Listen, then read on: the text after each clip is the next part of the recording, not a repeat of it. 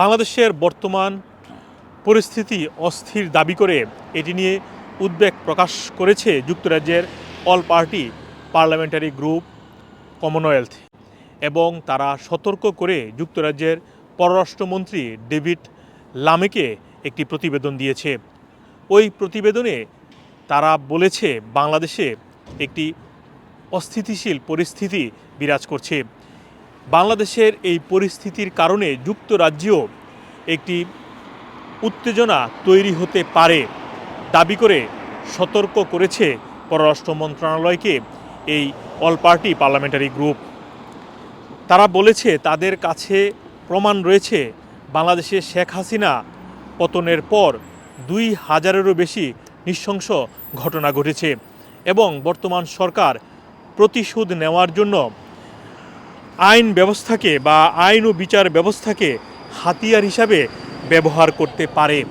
এ বিষয়ে যুক্তরাজ্যের প্রভাবশালী গণমাধ্যম ইন্ডিপেন্ডেন্ট একটি প্রতিবেদন প্রকাশ করেছে।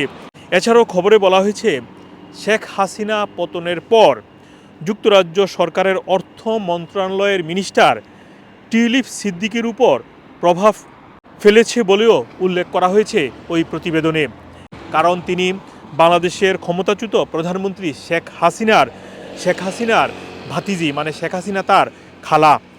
এছাড়াও ওই খবরে বলা হয়েছে যে বাংলাদেশে অস্থিতিশীল পরিস্থিতি বিরাজ করছে। শেখ হাসিনা সরকার পতনের অনেকের মনে খুশি বা আশার সঞ্চার করেছিলেন, কিন্তু এমন কিছু ঘটনা প্রমাণ দিয়েছে যেগুলো নতুন অন্তর্বর্তীকালীন সরকারের কার্যকারিতা নিয়ে প্রশ্ন তৈরি হয়েছে। আইনকে রাজনৈতিক অস্ত্র হিসাবে ব্যবহারের সংস্কৃতি জরুরি ভিত্তিতে বন্ধ হওয়া প্রয়োজন। পাশাপাশি মানবাধিকার ও আইনের শাসন সমুন্নত রাখতে হবে। এসব করতে ব্যর্থ হলে অধ্যাপক ইউনূসের নেতৃত্বাধীন নতুন অন্তর্বর্তী সরকারের জন্য তা ভালো হবে না। এসব বিষয় উল্লেখ করে পররাষ্ট্রমন্ত্রীকে প্রতিবেদন দিয়েছে অল পার্টি পার্লামেন্টারি গ্রুপ। এছাড়াও খবরে বলা হয়েছে শেখ হাসিনা সরকার পতনের পর বাংলাদেশের সাবেক মন্ত্রী, এমপি, আওয়ামী লীগের নেতা, শিক্ষাবিদ, সাংবাদিকের উপর মামলার প্রমাণ রয়েছে তাদের হাতে। এসব নিয়ে বিশ্বাসযোগ্যতা হারাচ্ছে বর্তমান সরকার। এছাড়াও গত আগস্টের পর এখানে প্রতিবেদনে বলা হয়েছে 1000-এরও বেশি মানুষ মৃত্যু হয়েছে এবং শেখ হাসিনার সরকার পতন হয়েছে প্রায় 3 মাসেরও বেশি সময় হয়েছে, কিন্তু এরপরেও বাংলাদেশের কিছু কিছু জায়গায় নিরাপত্তা পরিস্থিতি খুবই বিপজ্জনক উল্লেখ করা হয়েছে ওই প্রতিবেদনে।